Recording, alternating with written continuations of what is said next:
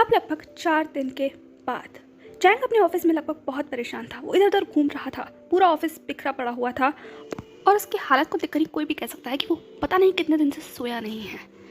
तभी उसके कैबिन का दरवाज़ा खुलता है और जैसे ही चैंग ने सुना, उसने चिल्लाते हुए कहा, मैंने कितनी बार मना किया है मेरे कैबिन में। पर इस पहले कि वो आगे कुछ कहता, बस चुप हो जाता है क्योंकि सामने कोई और नहीं बल्कि जी खड़ी हुई थी। चैंग ने कहा, तुम यहाँ क्या कर रही हो?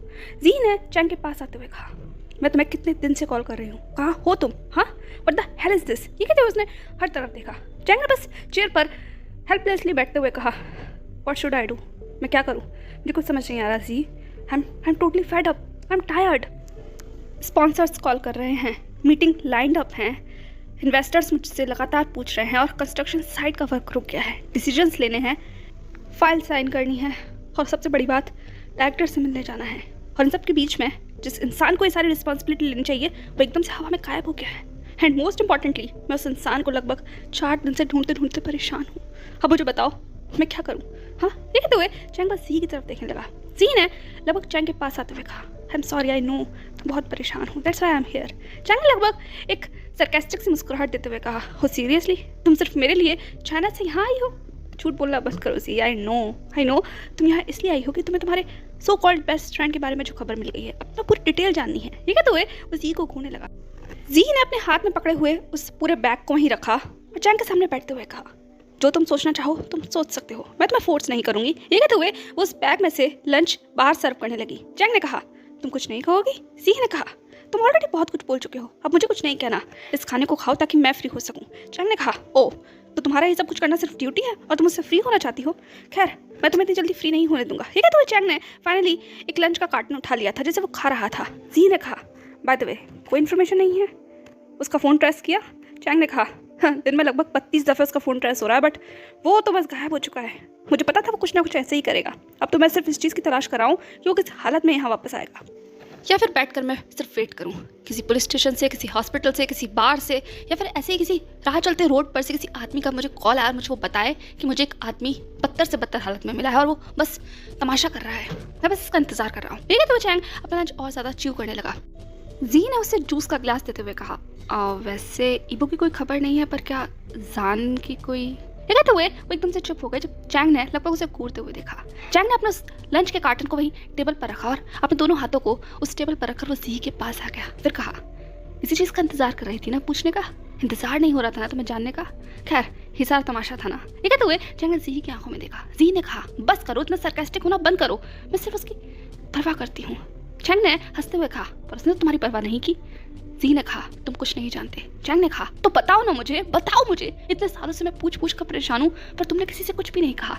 वो छोटा बच्चा तुम्हारे सामने रो रो कर तुमसे मिन्नतें करता रहा कि तुम उसे बता दो, पर तुमने कुछ नहीं कहा। मैं तुमसे क्या कहूँ जी?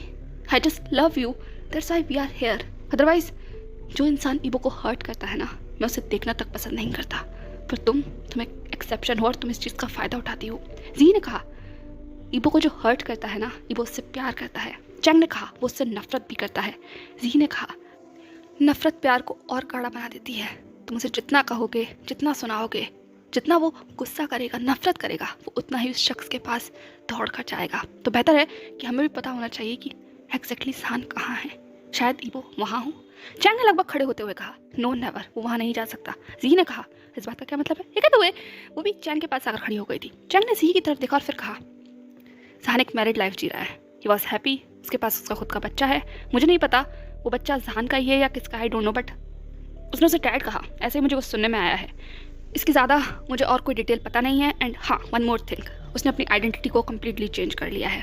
यही सिर्फ इतनी इन्फॉर्मेशन है जो मुझे उस CCTV से मिली है, जो CCTV फुटेज मैंने उस दिन स्कूल से बाहर निकाली थी जहाँ इबो अपनी स्पीच देने गया था और जिसके बाद वो कम्प्लीटली डिसअपेयर हो गया है। जी ने कहा, स्कूल में? चैंग ने कहा, हाँ, एक प्ले स्कूल है, उसी प्ले स्कूल में जान का बेटा है। जी ने कहा, उसका एक बेटा है? चैंग ने कहा, अब तुम्हें इतनी एक्साइटमेंट और क्यूरियोसिटी क्यों हो रही है? क्या तुम उससे प्यार करना चाहती हो? Oh my God, loving aunt, अपने उस ब्यूटीफुल नेफ्यू के पास जाना चाहती है? क्या कुछ ऐसा ही है? लेकिन तो चैंग जी को देखने लगा। जी ने चैंग को पुश करते हुए कहा, बस करो, चुप रहो, तुम किसी आंटी की तरह बातें कर रहे हो, जेलस हस्बैंड। चैंग ने कहा, खैर, उसका नाम ईजा है। ये कहते हुए चैंग वहीं चेयर पर बैठ गया था। जी ने कहा, क्या नाम है उसका? चैंग ने कहा, उसका नाम ईजा है। जी ने अपने दिमाग पर जोर डाला। फिर वो चेयर पर बैठ गई। उसके दिमाग में कुछ चल रहा था। चैंग ने कहा, अब बोलो भी, सर शांत क्यों हो गई? जी ने चैंग की तरफ देखते हुए कहा, और उसकी मॉम, उसके बारे में क्या है? आई मीन इंसान अगर यहाँ है, उसका एक बेटा है, तो ऑब्वियस सी बात है ना, उसकी फैमिली भी होगी। आई मीन क्या वो? ठीक है, तो हुए उसने चैंग की तरफ देखा। चैंग ने कहा, आई डोंट नो, मुझे नहीं पता। तभी अचानक से एक थट की आवाज़ के साथ बहुत तेज़ी के साथ दरवाज़ा खुलता है, और इतनी तेज़ी के साथ कि एक पल के लिए तो जी फ्लिंच कर उठी थी और चैंग बस डर गया था। उसने सामने की तरफ देखा तो सामने का नज़ारा सच में बहुत ज़्यादा भयानक था। चैंग ने खड़े होते हुए कहा, व्हाट द हेल, क्या हालत ना रखी तुमने अपनी? ये कहते हुए वो आगे बढ़ा। तभी ईबो ने कहा, वहीं बैठ रहो शांति से। ये कहते हुए वो पूरी तरीके से अजीब हालत में आकर उस रूम में आ गया था। उसके बाद वो वहीं चेयर पर बैठ गया। उसने चैंग की तरफ देखते हुए कहा, टेक्निकल डिपार्टमेंट से बेस्ट हैकर को बुलवाओ। उसकी आवाज़ बहुत ज़्यादा बैठी हुई सुनाई दे रही थी। चैंग ने कहा, क्या तुम पागल हो गए हो? तुम्हें नहीं लगता पहले तुम्हें बात कर आना चाहिए? ऐसी हालत में अगर कंपनी के किसी एम्प्लॉय ने तुम्हें देख लिया ना। ईबो ने कहा, fuck off, I said company से किसी हैकर को बुलाओ। ये कहते हुए आंखों में बहुत डार्कनेस थी। जी ने कहा, ईबो ने जी की तरफ देखते हुए कहा, ओह तो तुम भी यहाँ हो?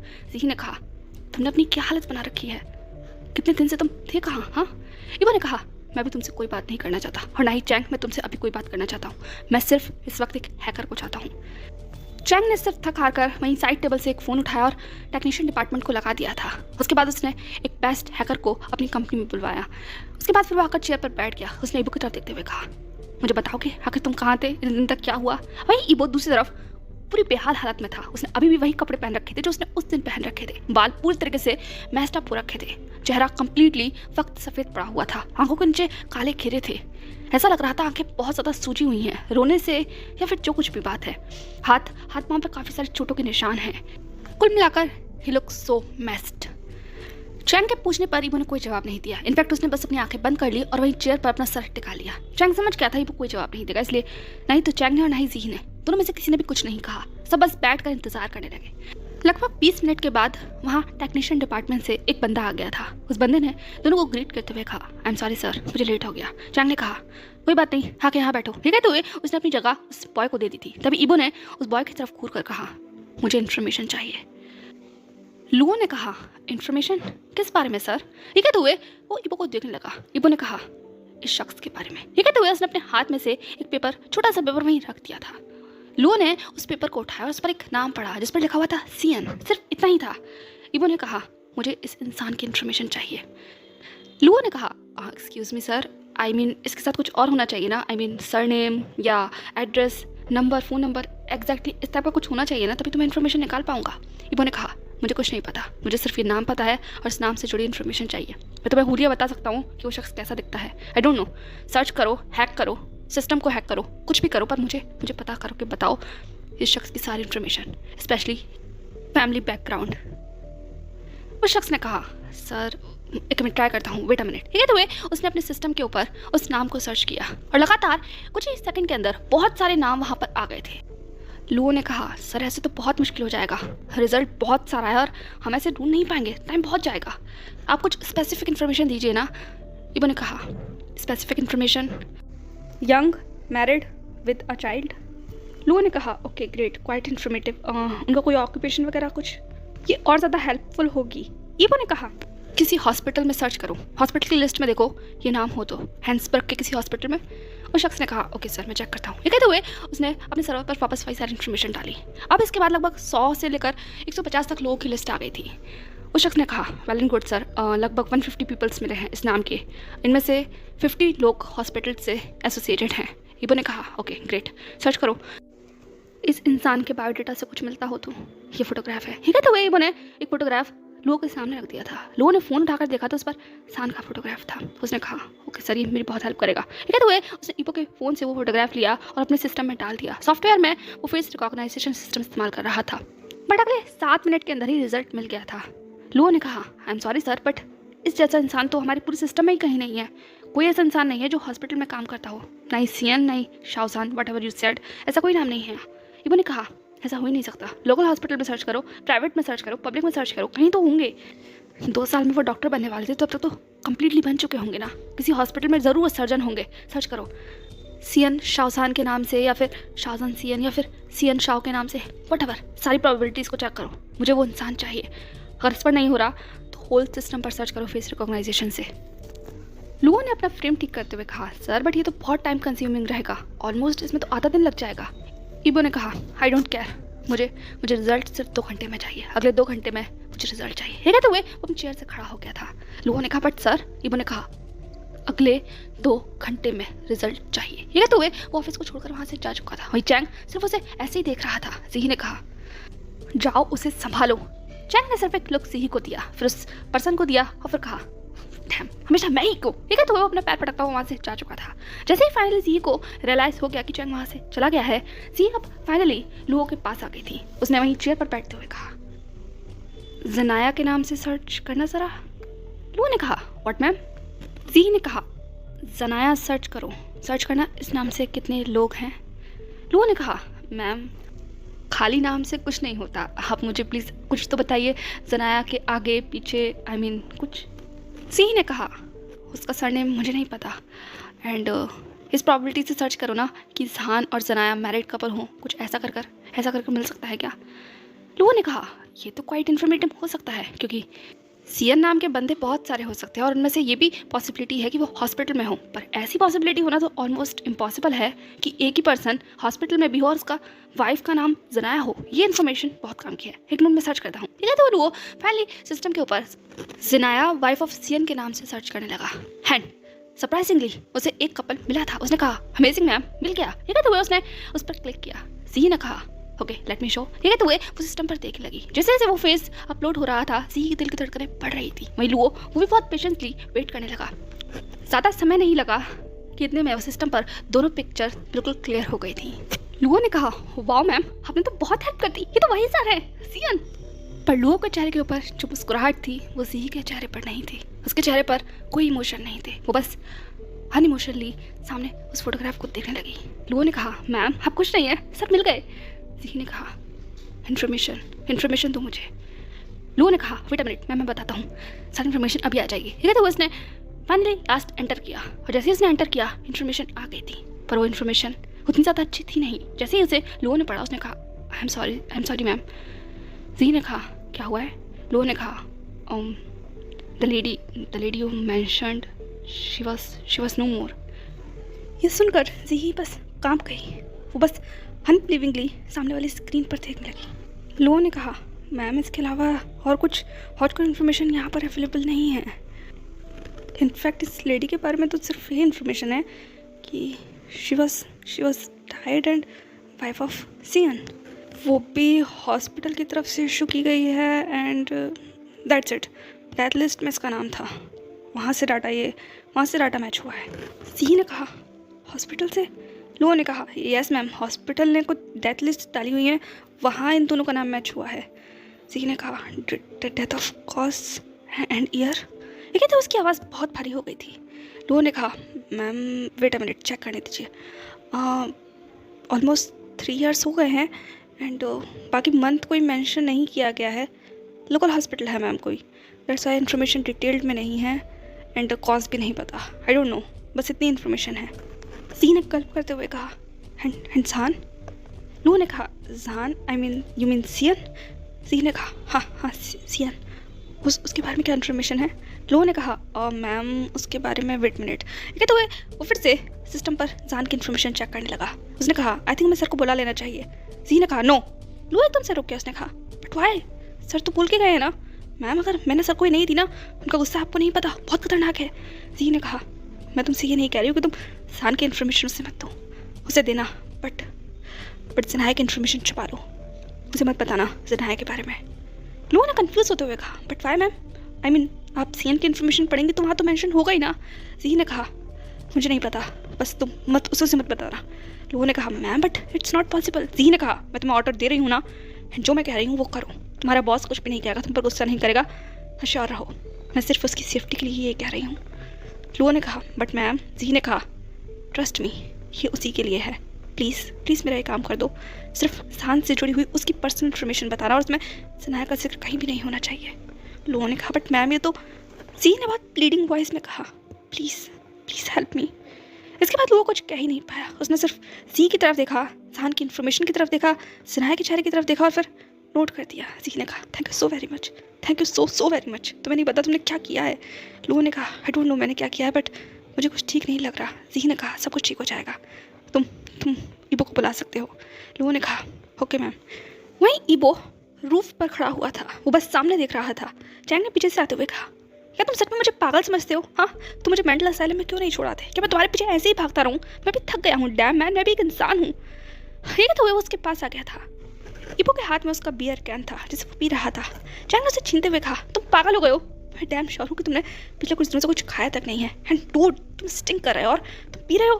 बंद करो ये पीना, वरना तुम्हारी तबीयत खराब हो जाएगी और मैं एक बार और हॉस्पिटल में नहीं जाना चाहता, प्लीज़। ये कहते हुए उसने उस बियर के कैन को बस वही साइड में पटक दिया। ईबो ने कहा चैंग ये ज़रूरत है मेरी। चैंग ने कहा तुम्हारी कुछ ज़रूरत नहीं है, तुम्हारी सिर्फ एक ज़रूरत है और वो है अपने दिमाग को साफ रखना। Please god damn it, stop it all this. Ibo ने चैंग की तरफ देखते हुए कहा आई फाउंड हिम। चैंग ने कहा सो व्हाट? ईबो ने कहा ही वॉज चेंज्ड। चैंग ने कहा ऑफ कोर्स चेंज हो जाएगा, बहुत वक्त हो चुका है। ईबो ने कहा no he was I can't explain but his eyes, I mean something was in eyes. He was the same person, but वो बस उनकी आँखें आई कांट एक्सप्लेन चैंग, मुझे कुछ ठीक नहीं लग रहा। वो बहुत स्किनी हो गए हैं, यू नो, वो बहुत ज़्यादा, आई मीन ही लुक। ये तो इबो अपने शब्दों में उलझने लगा। चैंग ने कहा इबो ऑफ कोर्स लोगों के हेल्थ के साथ कुछ भी होता रहता है and he was a married man, you already know about that. ये कहते हुए चैंग ने बस हाथ वहीं रेलिंग पर रख लिया। तभी ईबो ने चिल्लाते हुए कहा shut up, shut the fuck up, अगर तुमने एक और बार इस शब्द का इस्तेमाल किया। He was not married, not. Chang ने कहा तुम मानो या ना मानो पर यह रियलिटी है, इतने सालों में अब तो यकीन कर लो। ईबो ने कहा यकीन तो मैं तभी करूँगा जब मैं उनके मुंह से सुनूंगा, तब तक दुनिया की कोई भी इंसान मुझसे कुछ भी कह ले आई डोंट बिलीव। चैंग ने कहा जो भी तुम्हारी मर्जी है, खैर अगर उसकी इन्फॉर्मेशन मिल भी गई तो तुम क्या करोगे? ईबो से पहले कोई जवाब देता उसका चैंग का फ़ोन वाइब्रेट करने लग जाता है। चैंग ने कहा ऑफिस से कॉल आ रहा है, आई थिंक लोगों को कुछ मिल गया है। ईबो ने कहा जल्दी चलो। ये कहते हुए वो भागता हुआ वहाँ से चला गया था। वहीं चैंग सिर्फ हेल्पलेसली उसके पीछे चल रहा था, बाकी उसके मन में सिर्फ यही चल रहा था आखिर कितना और भागोगे ईबो, कितना। ये कहते हुए फाइनली 10 मिनट के बाद वो लोग ऑफिस में थे। ईबो ने कहा क्या पता चला है? ये कहते हुए जल्दी से चेयर पर बैठ गया। लोगों ने अपना फ्रेम ठीक करते हुए कहा सर ये इन्फॉर्मेशन मिली है। ये कहते हुए उसने एक पेज ईबो के सामने खोल दिया था। ईबो ने कहा ये क्या है? CN Shao 25B street 11 and what is this? इसमें बस ये इन्फॉर्मेशन है? लोगों ने कहा आई एम सॉरी सर बस यही इन्फॉर्मेशन है। ईबो ने कहा what about his family, I mean child, wife, what about that? वही चैंग की एकदम से हंसी छूट आई। उसने अपना मुंह बंद करते हुए कहा आई एम सॉरी। ईबो ने उसे घूर कर देखा, फिर उसके बाद उसने लोगों की तरफ देखते हुए कहा मुझे उनकी फैमिली इन्फॉर्मेशन दो। लोगों ने कहा I am sorry sir but family information ज़्यादा कुछ नहीं दे रखी। ईबो ने कहा जो दे रखी है वो दो। लोगों ने जी की तरफ देखा, भाई जी अभी भी उससे ट्रीट कर रही थी। लोगों ने कहा सर सिर्फ फैमिली इन्फॉर्मेशन में ये दे रखा है कि he was married with a child, that's all, बाकी कुछ भी इन्फॉर्मेशन नहीं है। इनकी वाइफ या बेबी से रिलेटेड कोई भी इन्फॉर्मेशन नहीं है। ईबो ने कहा ही वॉज मैरिड। लोगों ने जी की तरफ देखा और सिर्फ ईबो की तरफ देखते हुए कहा यस सर ही वॉज। ईबो ने कहा what about child, wife name, where she, what she do, I mean anything else? लोगों ने कहा I am sorry sir but ना तो उनकी वाइफ का कोई इन्फॉर्मेशन है ना ही नाम है, I don't know about that, but या उनकी चाइल्ड से रिलेटेड सिर्फ एक इन्फॉर्मेशन है, उसका नाम ईज़ा है and he was quite young. Ibo ने कहा थैंक यू। ये कहते हुए बस उठ गया। चैंग ने कहा कहाँ जा रहे हो? ईबो ने चैंग को इग्नोर करते हुए वहीं साइड में से एक नोटपैड उठाया, एक पेन उठाया और उस पर वो एड्रेस लिख लिया जो सांग का मेंशन था। उसके बाद वो जाने लगा। चैंग ने कहा पागल हो गए हो क्या? कहाँ जा रहे हो? क्या तुम उसके पास जा रहे हो? वापस मत जाओ ईबो, प्लीज़ गलती मत करो दोबारा से, डोंट। ये कहते हुए उसका हाथ पकड़कर उसे रोकने लगा, पर ईबो ने तुरंत अपना हाथ झटके से छुड़ाते हुए कहा मुझे रोकने की कोशिश मत करना, बहुत हो गया, मुझे जवाब चाहिए और जब तक मैं जवाब मांग नहीं लेता उनसे मैं किसी का पीछा नहीं छोड़ूंगा। ही ruined my life, he ruined, I don't left him। अब तो बिल्कुल नहीं। चैंग ने कहा पर ऐसी हालत में तुम उसके पास जाओगे, कम से कम नहा तो लो, कुछ खा तो लो, प्लीज़ एटलीस्ट शाम को चले जाना। ईबो ने कहा no I have to go, I have to Chang, please मुझे जाने दो। ये कहते हुए फाइनली वो बस रूम से बाहर निकल गया था, पर दरवाज़ा बंद करने से पहले उसने कहा प्लीज़ मुझे फॉलो मत करना, मैं अपने आप वापस आ जाऊँगा। ओके, ये कहते हुए एट लास्ट वो चला गया था और जंग वहीं बस हेल्पलेस सा खड़ा रह गया। वहीं जी वो बस साइड में खड़े होकर रो रही थी। वहीं दूसरी तरफ जहान का घर, जहान अपने घर में था, उसके हाथ में उसका कॉफी मग था, वो ईसा के साथ बैठा हुआ था। ईसा अपनी कलर बुक में ड्राइंग बना रहा था। ईसा ने जहान की तरफ देखते हुए कहा, डैड ये बहुत क्यूट लग रहा है ना। ये कहते हुए उसने क्यूटली जहान की तरफ देखा। जहान ने ईसा की तरफ देखते हुए कहा, हाँ बहुत प्रिटी है। ईसा ने कहा, डैड मुझे बताइए ना मैं इसमें कौन सा कलर करूँ। जहान ने कहा, बेबी कोई सा भी कर लो ना, क्या फ़र्क पड़ता है। ईसा ने कहा, डैड बोरिंग, आप बिल्कुल इंटरेस्ट नहीं ले रहे। ये कहते हुए वो जहान की तरफ घूरने लगा। जहान ने कहा, ऐसा नहीं है बेबी, डैड इंटरेस्ट ले रहे हैं ना, बस डैड की तबीयत कुछ ठीक नहीं है, जानते हो ना आप। ईसा ने कहा, क्या हुआ डैड आपको, प्लीज़ बताइए ना मुझे। ये कहते हुए बहुत क्यूटली वो जहान की तरफ देखने लगा। जहान ने कहा, मुझे कुछ नहीं हुआ है, बस देख रहे हो ना बाहर स्नोफॉल हो रहा है, तो डैड भी बस स्नोफॉल की वजह से थोड़ा सा बीमार हो गए हैं। डोंट वरी, डैड जल्दी ठीक हो जाएंगे। एंड या हम लोगों ने जो केक बनाया है देखने चले। ये कहते हुए उसने ईसा को अपनी गोद में उठा लिया था। ईसा ने कहा, यस केक।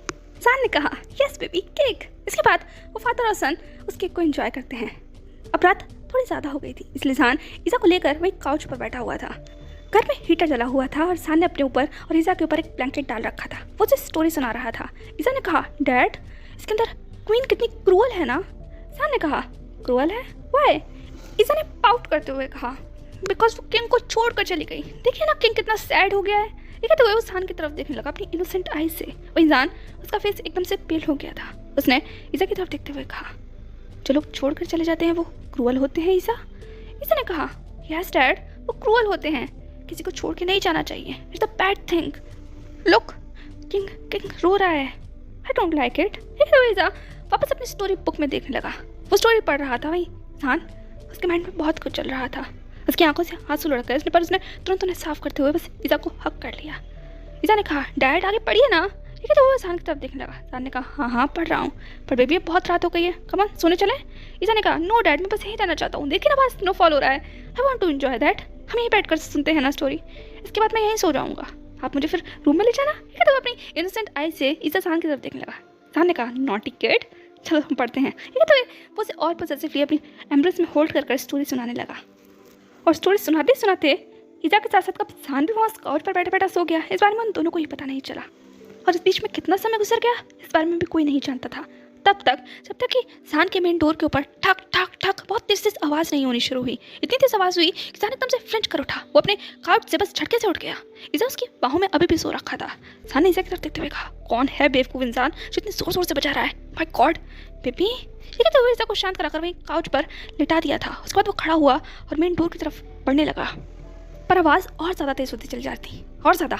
जहान ने कहा, व्हाट द हेल, आ रहा हूँ मैं, रुक जाओ। ये कहते हुए वो लिटरली रन करने लगा अपने दरवाजे की तरफ, क्योंकि उसे डर था अगर ईसा उठ गया तो। एट लास्ट वो जैसे ही दरवाजे पर पहुंचा, उसने खींचकर दरवाज़ा खोला और चिल्लाते हुए कहा, आखिर क्या दिक। पर इससे पहले कि वो आगे कुछ भी कहता, सामने वाले शख्स को देखकर वो लिटरली स्पीचलेस हो गया था, क्योंकि सामने कोई और नहीं बल्कि ईबो खड़ा हुआ था, जिसे देखकर जहान बस डर गया। वहीं दूसरी तरफ ईबो की कंडीशन इतनी ज़्यादा टेरेबल थी कि कहना पूरी तरीके से नामुमकिन था। वो ऊपर से नीचे तक बस ठंड से ऐसे कांप रहा हो। उसके होठ बिल्कुल नीले पड़े हुए थे, हाथों में एक वाइन की बोतल थी और आंखें कंप्लीट नशे में लग रही थी। इवन अपने चेयरफुल वॉइस में कहा, सरप्राइज सरप्राइज जहान का सरप्राइज। ये कहते हुए उसने जहान की नेक में अपना हाथ डाला और बस उसकी बाहों में वो झूल गया। वही जहान ने तुरंत ईबो को उसकी वेस्ट से पकड़ते हुए कहा, हे व्हाट द हेल, क्या हुआ है तुम्हें। ये कहते हुए वो उसे संभालने की कोशिश करने लगा, या वो सीधा खड़ा करने की कोशिश करने लगा। वहीं दूसरी तरफ ईबो कंप्लीटली जहान की एम्ब्रेस पे झूल रहा था और लगातार एक ही वर्ड चैंट कर रहा था। उसने जहान की आंखों में देखते हुए कहा, आपको खुशी नहीं हुई जहान का, मुझे तो लगा था आप खुश हो जाओगे, बट आप फिर मुझ पर गुस्सा कर रहे हो, व्हाई आर यू शाउटिंग। ये कहते हुए जहान की आंखों में देखने लगा। जहान ने कहा, तुम क्या कर रहे हो ईबो, आई मीन इसे सो रहा है, चिल्लाना बंद करो। ईबो ने कहा, कौन सो रहा है जहान का, मैं तो जाग रहा हूँ, लुक मेरी आंखें खुली हुई हैं। ये कहते हुए उसे अपने हाथों से अपनी आंखों को खोल कर दिखाया। जहान ने कहा, मैं तुम्हारी बात नहीं कर रहा हूँ, मैं ईसा की बात कर रहा हूँ। ये कहते हुए वो बार बार मुड़कर ईसा की तरफ देख रहा था, जो वही काउच पर सोया हुआ था। जहान को डर लग रहा था, अगर ईबो की ऐसी हालत ईसा ने देखते तो वो क्या जवाब देगा। जहान ने कहा, प्लीज सीधे खड़े रहो ईबो, क्या कर रहे हो तुम। पर ईबो ने तुरंत जहान को वही डोर के अंदर धक्का दिया और वो फाइनली घर के अंदर आ गया था। जहान ने कहा, ईबो। ये कहते हुए वो उसे घर के बाहर निकालने की कोशिश करने लगा, पर ईबो को बिल्कुल भी अच्छा नहीं लगा। उसने जहान को कंधे से पकड़ा, वही साइड वॉल पर पुश किया, और इससे पहले कि जहान कुछ भी कह पाता या स्ट्रगल या फोर्स कर पाता, ईबो के लिप्स जहान के लिप्स के ऊपर थे। हे एवरीवन, कैसा लगा आपको आज का चैप्टर? डेफिनेटली मुझे कमेंट सेक्शन में बताइएगा। एंड माय गॉड, अब आगे क्या होने वाला है, क्या कोई गेस कर सकता है? क्योंकि अब सान का भागना खत्म हो चुका है और वो भाग कर जाएगा कहाँ? ही वो तो अब उसके सामने है ना, बहुत सारे सवालों के साथ। क्या सान उन सारे सवालों के जवाब दे पाएगा, या हम जैसे लोगों को भी सवालों के जवाब मिल पाएंगे? क्योंकि मैं देख रही हूँ मेरे व्यूअर्स को बहुत ज़्यादा क्यूरियोसिटी है, उन्हें बहुत सारे सवालों के जवाब चाहिए, जैसे कि ज़नाया का क्या हुआ, ईज़ा किसका बेटा है, सान का पास्ट क्या है, एंड बहुत सारे क्वेश्चन। लिटरली मैं डेली पढ़ रही हूँ, बट डोंट वरी, आपके सारे सवालों के जवाब आपको एक एक कर मिलेंगे। अभी तो स्टोरी शुरू हुई है, अभी तो बहुत सारा कुछ है जो आप लोगों के सामने आना है। एंड या बहुत से लोगों को स्टोरी बहुत सैड लग रही है, but guys it was just a phase, और ये भी बस गुजर जाएगा। आपका बस पेशेंस चाहिए। मिलते हैं नेक्स्ट पार्ट में। तब तक आज का वीडियो आपको जैसा भी लगा हो प्लीज़ कमेंट सेक्शन में डेफिनेटली मेरे साथ शेयर करना। एंड व्हाट यू थिंक आगे क्या होने वाला है। Bye bye.